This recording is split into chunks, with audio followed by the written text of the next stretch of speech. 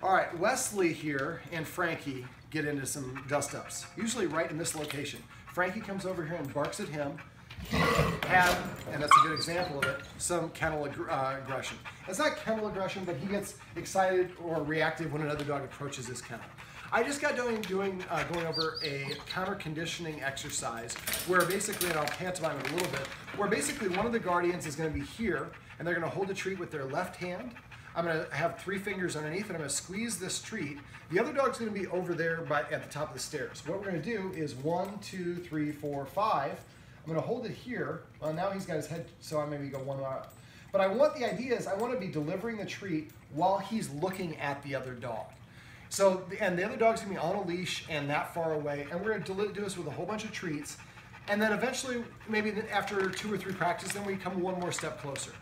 Don't do it, even though we can walk all the way up here, don't do it. We want to practice like 3 to 5 exercises, about 10 treats at the maximum distance.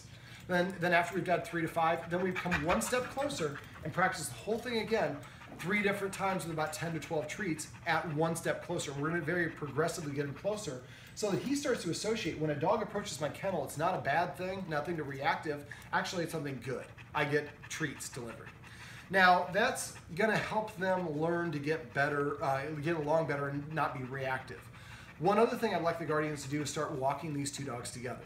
Now, the guardians have some limitations in terms of physical issues that prohibit us from walking them because he's a very strong dog and he likes to, well, it's just going to, what we're going to do is have them walk together. Now, when we're walking together, it's important that neither dog is in front. So one of us is going to be walking in the street, one of us is going to be on the sidewalk, or we're going to walk. It doesn't have to be a super long walk. We just want the dogs to be together. First, we're going to move them as far apart as we need to move them so they're not staring at each other, staring, barking, lunging. They're not doing that. I don't think they would. But we want to just make sure they both feel very comfortable and they're not infringed upon their territory. Eventually, as we do it, we're going to get them closer and closer together. Eventually, we'll be able to the point where we're walking them, maybe with the human in between the dogs, but we're walking them really down the street together. Dogs get over things by literally moving forward. Look at that. That's great. The injured dog came out on his own. We like that. And Mom is, of course, going to pick him up immediately. We got to work on Mom a little bit more. But basically, we want to help him learn to feel comfortable about the kennel. Now, he does not help because Frankie comes over here and will bark at him in the morning. And so the walk should help with that. The counter conditioning exercise that I just described should also help with that. The next thing I'm going to do is I'm going to talk about how we can help prevent that morning issue. Because what happens is the beagle comes in here, starts yelling at him.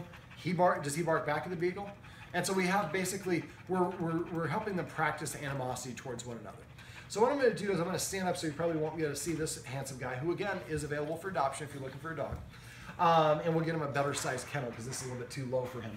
So basically what I'm going to do is stand up here. What I'm going to do is have one of the guardians come out first, and he's going to be standing right in this position. Now when we're doing this, do you want to transfer? There we go, a little bit wider angle. So from right here, I'm going to make a rule that the beagle's not allowed to come across this line here, that line there, or this line here. Now we have a way that the beagle is going to come from over there. It could go around this way, or go around this way. If we need to, we would block it. So this is the only access point for the beagle. So one of the guardians is going to stand right here. If the beagle approaches, now this is the boundary here, and this is the boundary here. When it crosses the boundary, I'm going to march directly at the dog, and I'm going to keep marching at the dog until it gets back across the line.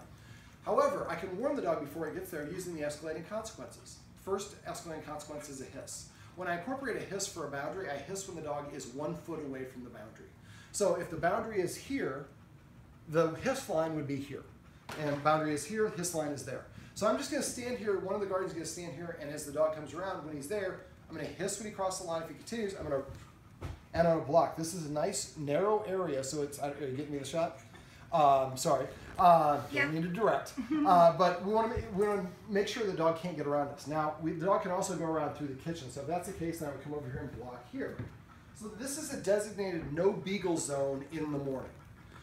Now, it's probably a flurry of excitement in the morning when this happens. So once we can get past the excitement, then we can start moving. Then the beagle can come in as long as he's not reactive. If he's reactive, then we start increasing the amount of time, maybe 5 minutes after they settle down, 10 minutes, till we get to the point where the beagle can come in here and he's not reactive. Now, if we're combining this with the other exercise, the counter conditioning exercise I described, as well as with walks, we're creating some positive memories and memory engrams between the two of them, while we're also structuring things and helping him see when a dog approaches me, it's a good thing, not a bad thing. And then by just making this a no dog zone, we help the beagle get into a habit of not doing the habit that he's already in, and we help him develop a new habit. So this is basically how we can add a little bit of structure to help him feel secure in his kennel and have a positive association with dogs approaching him.